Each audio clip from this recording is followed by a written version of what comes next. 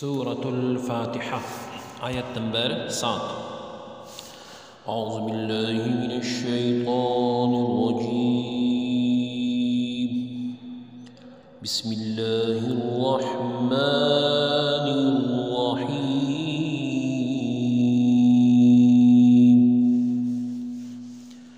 صراط الذین انعمت علیہم غیر المغضوب علیہم ولا الضالین۔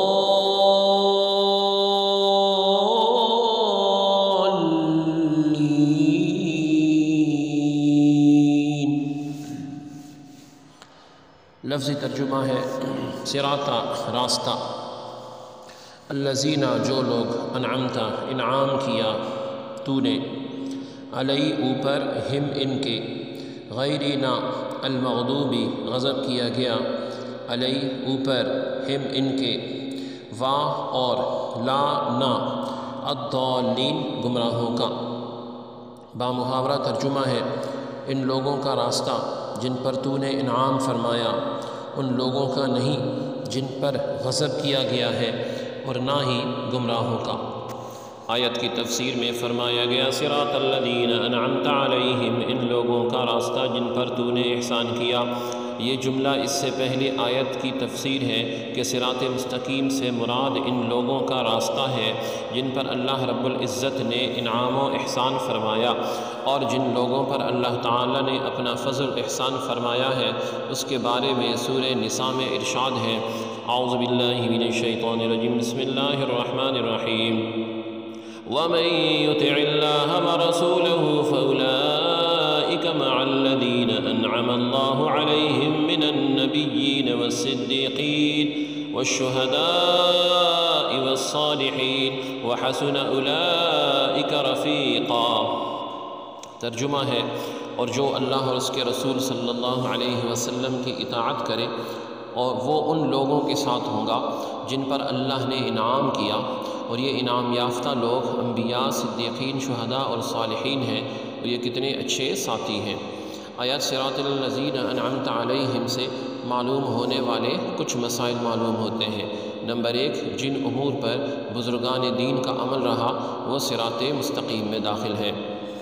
دوسرا ہے امام فخر الدین رازی رحمۃ اللہ تعالی علیہ فرماتے ہیں، بعض مفسرین نے فرمایا کہ اہدنا الصراط المستقیم کے بعد صراط الذین انعمت علیہم کا ذکر کرنا اس بات کی دلیل ہے کہ جو ہدایت ہے، یعنی ہدایت اور مکاشفہ کے مقامات تک، اس صورت تک انسان پہنچ سکتا ہے جب ایک مرد کامل اس کو مل جائے۔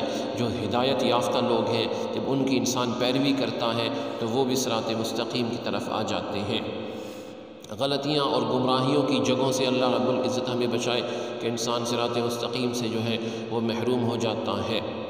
اسی طرح کامل شخص کا ہونا انسان کے لیے ضروری ہے، جو دین میں کامل ہو تاکہ اس کی مکمل رہنمائی کر سکے اور انسان جو ہے اس کو جو ہے صراط مستقیم حاصل ہو۔ آگے ارشاد فرمایا غیر المغضوب علیہم ولا الضالین، نہ کہ ان لوگوں کا راستہ جن پر غضب ہوا اور نہ بہکے ہوئوں کا۔ جن پر اللہ تعالی رب العزت کا غضب ہوا اس سے مراد یہودی ہیں، اور بہکے ہوئے لوگ ہیں یعنی ہدایت سے محروم، اس سے مراد عیسائی ہیں، جیسا کہ سنن ترمذی جلد نمبر 4 صفحہ 444 حدیث نمبر 2964 میں ہے۔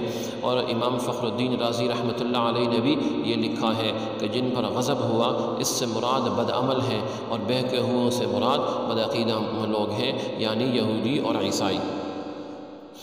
اسی طرح ہر مسلمان کو چاہیے کہ وہ اپنے عقائد، اعمال ہے، صورت ہے، سیرت ہے، ہر اعتبار سے یہودیوں اور عیسائیوں اور تمام کفار سے الگ رکھے، نہ ان کے طور طریقے اپنائے اور نہ ہی ان کے رسم و رواج اور فیشن اختیار کرے، اور ان کی دوستیوں اور صحبتوں سے دور رہتے ہوئے اپنے آپ کو قرآن و سنت کے سانچے میں ڈھالنے میں ہی اپنے لیے دونوں جہانوں کی سعادت اور کامیابی تصور کرے۔ آیت ولا الضالین سے متعلق شرعی مسئلہ معلوم ہوتا ہے، اور بعض لوگ ولا الضالین کو جو ہے یعنی ضاد سے پڑھتے ہیں، ایسا کرنا حرام ہے۔ یہ ضاد ہے، نہ دال ہے اور نہ ضاد ہے، دونوں کے درمیان ہے۔ تو اس کے بارے میں بھی بعض علماء نے اس کو فرمایا ہے کہ ضالین بھی پڑھنا درست نہیں ہے، ضالین پڑھنا بھی درست نہیں ہے، دونوں کے درمیان میں یہ موجود ہے۔ سورہ فاتحہ کے بعد آمین کے متعلق شرعی احکام یہ ہیں کہ آمین یہ قرآن مجید کا کلمہ یعنی جملہ نہیں ہے۔ نمبر 2، نماز کے اندر اور نماز سے باہر جب بھی سورہ فاتحہ ختم کی جائے تو اس کے بعد آمین کہنا سنت ہے۔ اور تیسری بات کہ احناف کے نزدیک نماز میں آمین بلند آواز سے نہیں بلکہ آہستہ آواز سے کہنا چاہیے۔ اللہ رب العزت ہمیں عمل کی توفیق عطا فرمائے۔ سبحانک اللہم و بحمدک، اشہد ان لا الہ الا انت، استغفرک و اتوب الیک۔ وصلی اللہ تعالی علی خیر خلقہ محمد وعلی آلہ واصحابہ اجمعین برحمتک یا ارحم الراحمین۔